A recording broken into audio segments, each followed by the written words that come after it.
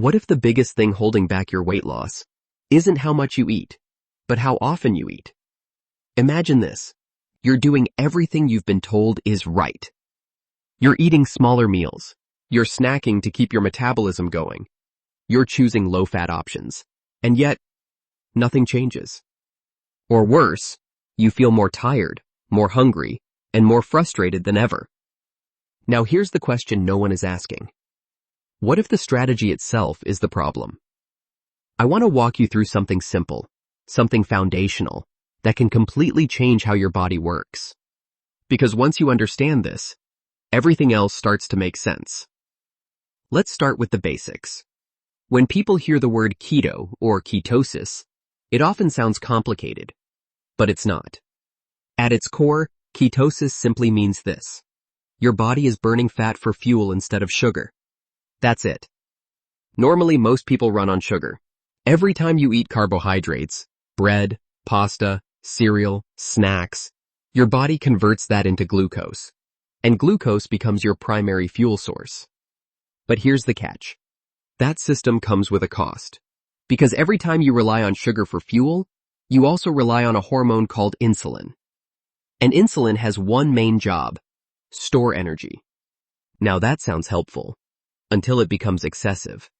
Because when insulin stays elevated for too long, your body gets stuck in storage mode. Not fat-burning mode, storage mode. And here's what that really means in real life. You can be eating less, moving more, trying harder, and your body still refuses to let go of fat. Because the signal it's receiving is store, not burn. So the effort is there, but the environment isn't right. That's why so many people feel stuck. They're not lazy. They're not lacking discipline. They're just operating under the wrong signal. Now let's flip that. When your body finally shifts into fat burning, something very different happens. Instead of storing incoming energy, it starts using stored energy. And that's where ketones come in. When fat is broken down, your body produces ketones as an alternative fuel. And this fuel behaves very differently than sugar. It's cleaner. It's steadier. It doesn't spike and crash. It doesn't trigger that urgent need to eat again 2 hours later. And most importantly, it creates stability, stable energy, stable focus, stable mood. Now here's the turning point. When your body adapts to using ketones, you're no longer dependent on constant eating. That constant cycle of eat, spike, crash, crave, repeat starts to disappear. Because now, your body has access to something far more powerful, your own stored energy. Think about that for a second. Instead of needing food every few hours just to function, you can go longer, think clearer, and feel more in control. That's not willpower, that's physiology. And that changes everything. Now here's where most people misunderstand keto. They think it's just about removing carbs. But that's only half the equation. Because you can cut carbs and still keep insulin elevated if you're eating too often. And that's the missing piece. Frequency. This is where intermittent fasting becomes powerful. And again, this is not about starving yourself. It's not about extreme restriction. It's simply about giving your body space. Space between meals. Space where insulin can drop. Space where fat burning can actually turn on.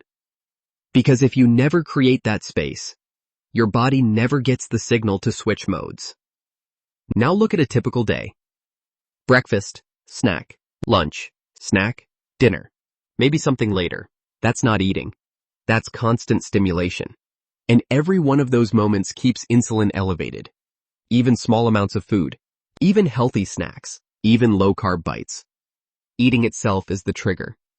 So when you eat frequently, insulin never really comes down. And if insulin never comes down, fat burning never really turns on. This is why frequency matters more than people think. So instead of trying to outwork the system, you start working with it. You reduce the number of eating events. You create clear windows.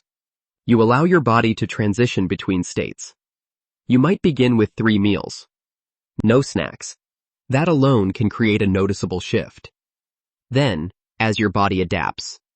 You move to 2 meals. Now you've created longer periods where insulin is low. And in those periods, your body finally switches to fat burning. This is where real change begins. Not forced, not rushed, but natural. Now here's something important to address. A lot of people immediately think about calories. They think, if I eat less often, won't I lose muscle? Won't I slow my metabolism? But your body is not that fragile. In fact, the opposite happens. When you eat less frequently, your body adapts. It becomes more efficient. Hormones shift in your favor. Growth hormone increases. This helps preserve muscle. Your body starts conserving protein instead of wasting it.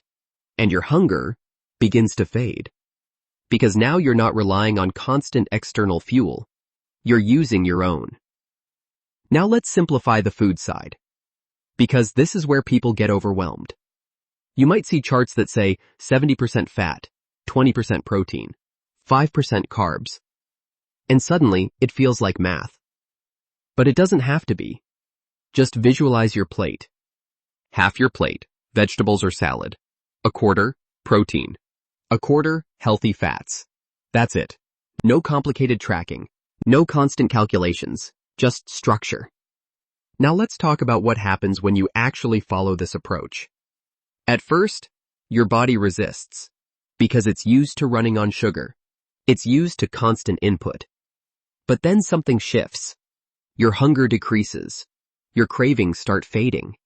You go longer between meals without even thinking about food. Your energy becomes more stable. Your focus improves.